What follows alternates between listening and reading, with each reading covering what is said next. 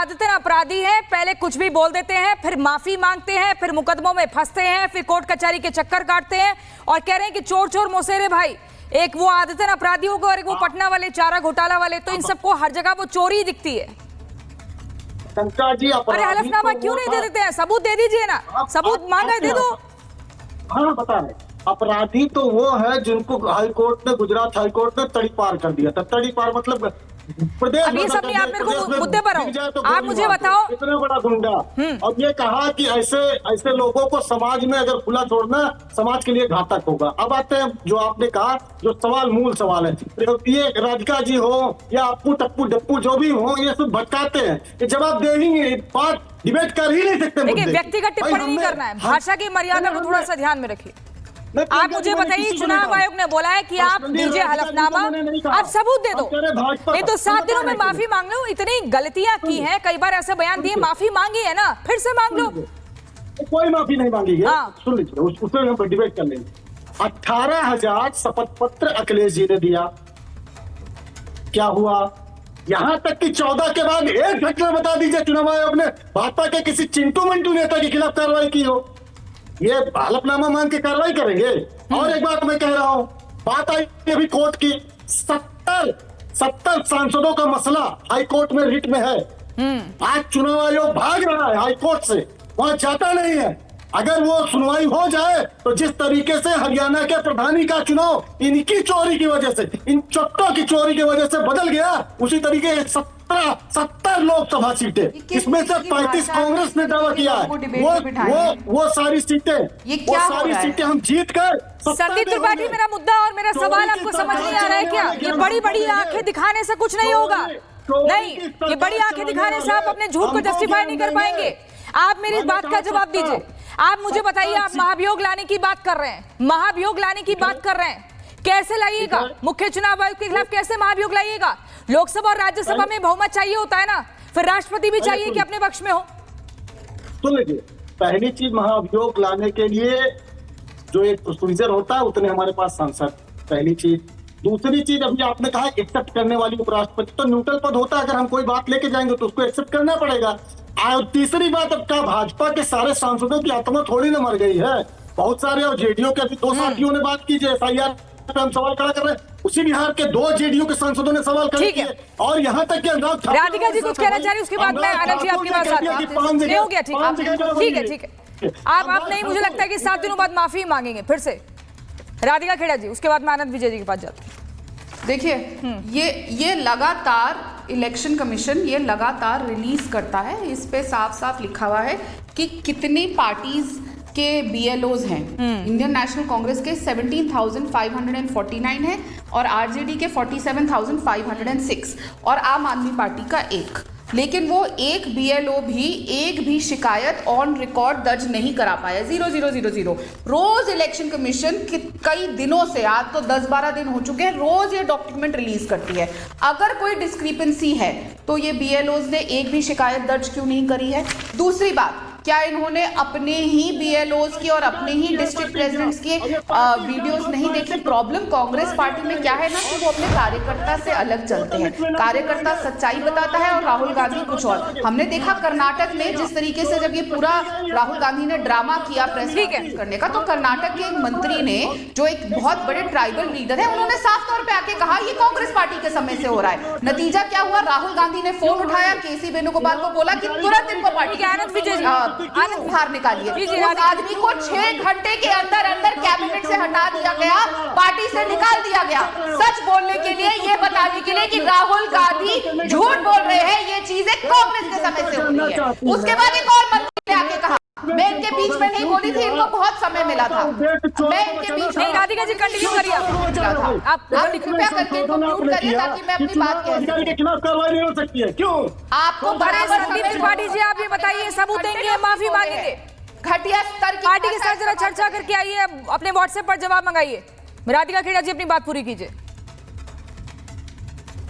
जी, दूसरी बात, एक और मंत्री सामने आते हैं जो पुराने सिद्धरमैया साहब के पुराने दोस्त थे। उन्होंने ये तक कहा कि मैंने कितनी हजार वोट सिद्धरमैया जी के लिए खरीदी थी। ठीक है, क्या हुआ? ये तो कांग्रेस के लोग ही कह रहे हैं ना, ये और तो कोई कह नहीं रहा। तो राहुल गांधी का पोल का ढोल के पोल खुद कांग्रेस के नेताओं ने खोली है और नतीजा क्या हुआ, उनको पार्टी से निकाला गया। मैं ठीक बोल रही हूँ, वो एक भी कंप्लेंट बीएलओ ने नहीं दी है। और क्या डर है ऐसा राहुल गांधी को कि वो एक पेन उठा के एक सिग्नेचर नहीं कर सकते हैं।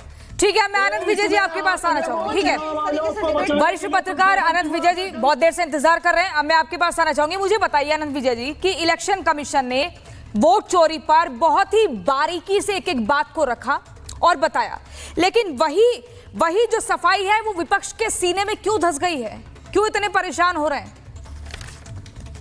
वो प्रियंका जी देखिए, परेशानी की एक वजह है। आपको मैं थोड़ा सा पीछे लेकर चलता हूं। 2009 में मुख्य चुनाव आयुक्त थे एन गोपाल स्वामी जी, हाँ। और चुनाव आयुक्त थे नवीन चावला।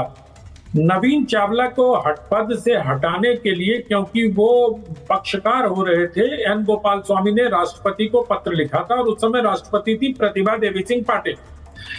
मुख्य चुनाव आयुक्त एन गोपाल स्वामी की संस्तुति पर भी नवीन चावला को नहीं हटाया गया और नवीन चावला इस देश के मुख्य चुनाव आयुक्त के पद पर पहुंचे। 2004 में कांग्रेस पार्टी को 145 लोकसभा की सीट मिली थी और जब नवीन चावला के निर्देशन में चुनाव हुआ, उनके मुख्य चुनाव आयुक्त रहते हुए 2 चरणों का चुनाव कराया, तो कांग्रेस पार्टी की सीट 220 पर पहुंच गई थी।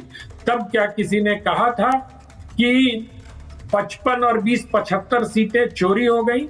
ये इस तरह की भाषा का उपयोग करना ही गलत है। और कल चुनाव आयोग ने जिस प्रकार से सारी बातें सामने रख दी, एक एक रेशा खोल दिया, अब क्या चुनाव आयोग से ये अपेक्षा की जाती है कि वो भी point by point rebuttal press conference में उसी प्रकार से जिस प्रकार राहुल जी खड़े होके और हाथ में रिमोट लेके पावर पॉइंट प्रेजेंटेशन दे रहे थे? तो मुझे लगता है ऐसा मुमकिन नहीं है। अगर उनको हलफनामा देने को कहा जा रहा है तो ये एक प्रक्रिया है। कांग्रेस पार्टी को, लोगों को ये समझना होगा कि जो संवैधानिक प्रक्रिया है उसको पालन करना पड़ेगा। सुनिए त्रिपाठी जी, गुस्से से कुछ नहीं होगा, जो तथ्य है वो आपके सामने रखा जा रहा है। मैं किसी के बीच में नहीं बोलता, मैं किसी पर टिप्पणी नहीं करता, मैं तो जो वस्तु स्थिति है वो सब आप लोगों के सामने रखता हूँ। समाज में यही स्थिति है कि चुनाव आयोग के पास अगर कोई गलती हुई, चुनाव आयोग ने कल स्पष्ट से कहा कि राहुल गांधी ने जो संदीप त्रिपाठी जी सुन तो लीजिए, आप लोगों के पास सबूत भी नहीं है, माफी भी नहीं मांगते और फिर किसी को बोलने भी नहीं देते हैं, ये सब नहीं चलेगा ना। पहले सुन लीजिए। कांग्रेस पार्टी के पास जब तर्क नहीं होते, if you don't have any fact you will have to bang the table and if you have the fact, bang the fact। लेकिन इनके पास कोई तथ्य है नहीं। बगैर तथ्य के अगर ये इस तरह की तथ्यहीन बातों से देश को गुमराह करने का प्रयास कर रहे हैं, इनकी राजनीति दरअसल जब इन्होंने चौकीदार चोर है का नारा लगाया तो बीजेपी को 303 सीटें आ गई, और अगर वोट चोरी हो रही होती तो 303 से 240 कैसे होता? ये सिंपल लॉजिक है, इसको कोई समझा दे। प्रधानमंत्री के नहीं, जब ये चुनाव जीतते हैं या एलओपी का दर्जा मिल जाता है, उस स्थिति में वोट चोरी के आरोप नहीं लगते हैं, लेकिन जब नतीजे आते हैं तब वोट चोरी के आरोप लगते हैं। अनमोल पवार जी, प्रधानमंत्री के जीत का मार्जिन कम कैसे हो जाता है, ये भी कोई समझाए कि अगर वोट चोरी हो ही रही थी तो प्रधानमंत्री 5 राउंड तक चुनाव हार कैसे रहे थे और बाद में फिर जीते कैसे? ये सारे सवाल हैं जो देश की जनता समझती है, इसलिए कांग्रेस पार्टी ने इसका बहुत इम्पैक्ट नहीं, देश की जनता समझ रही है यार। संदीप त्रिपाठी जी, बहुत समय मैंने आपको दे दिया, अभी रुकिए, अपनी बारी का इंतजार करिए। आम आदमी पार्टी के पास भी जाती हूँ ना मैं। अनमोल पवार जी, जरा ये बताइए कि आखिर क्यों चुनाव आयोग के कंधे पर रखकर बंदूक चलाई जा रही है और निशाने पर जनता है? तिल का पहाड़ क्यों बनाया जा रहा है जब चुनाव आयोग ने सफाई दे दी है, आपको बता दिया है कि भाई अगर सबूत है आप सबूत दीजिए, हलफनामा दायर करिए 7 दिनों के बाद, नहीं तो माफी मांगिए, क्योंकि उन्हें आगे की भी और काम करना है ना। वो अब इसी काम में थोड़ी पड़े रहेंगे कि बार बार कॉन्फ्रेंस करें, सफाई दें। प्रियंका जी, चुनाव आयुक्त ने प्रेस कॉन्फ्रेंस करके खुद को बेनकाब कर दिया। उन्होंने केवल राजनीति और डायलॉगबाजी की। ये बीजेपी के मुख्यालय में जो स्क्रिप्ट लिखी गई थी, केवल उन्होंने उसे पढ़ा है। मैं किस लिए कह रहा हूं? उन्होंने कहा कि जी आप 7 दिन में ओथ दीजिए, rule 23B of representation of people act, which is only applicable after the electoral roll are published. केवल 30 दिन का समय होता है, नतीजे आने के बाद ओथ देने की जरूरत नहीं है। दूसरी बात, दिल्ली में हमने ओथ में दिया ना 50,000 वोट कटे, नई दिल्ली असेंबली कॉन्स्टिट्यूएंसी से 12,000 कटे शादरा से।